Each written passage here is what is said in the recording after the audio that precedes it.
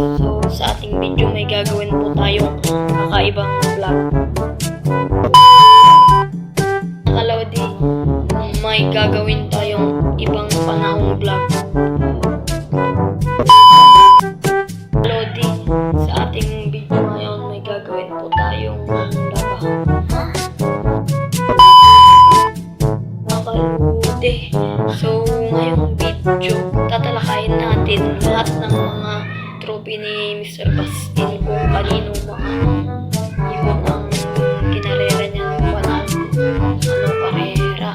So guys, tara alamin natin kung sino nga ba ito guys, kung sino tong ibon na ito na kung kaninong trophy na ibon to. Tara basahin natin guys.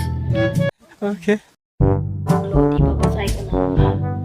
Ibo Sport Figure Association o di sa Ago guys, mga kalapatid sa Ago o Jeff Marcos Ring Band no PRFC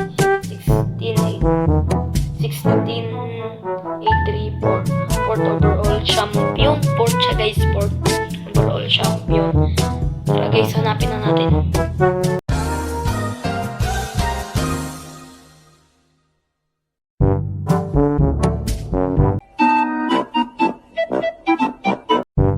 So, what's up sa inyo mga lodi? Ito nga po pala siya ang Port overall champion. Nangyayara po siya, inanap po ng lodi. Ang kalapatid.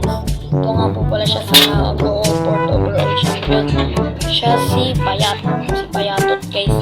Siya palang Port overall champion mga lodi. Siya po yan o. Yan po, siya po yan mga lodi. Pinahirapan pa ako hanapin.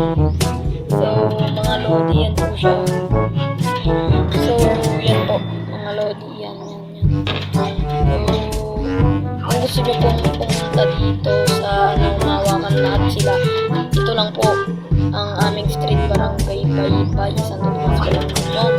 At po, pwede nyo pong i-shot si Mr.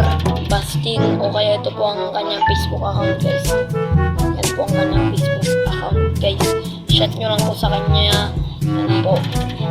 So, balik na po tayo sa ating kwento guys at aalimin pa natin na ibang mga trophy. Tara guys. Next naman po natin itong guys. Next naman po natin itong hanapin.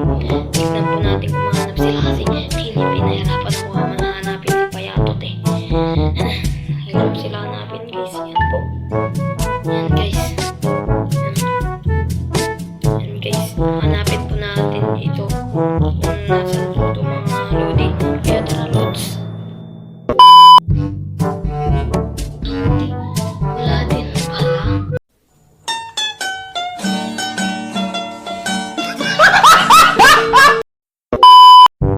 Mga lodi maghanap sa likod. Wala naman po siya pala doon. Thank you po sa panonood sa aking video. Huwag niyo muna po kakalimutan ilike ang aking video at share na po sa mga kaibigan niyo. At God bless po sa lahat at pakisubscribe ng aking channel. Maraming salamat guys.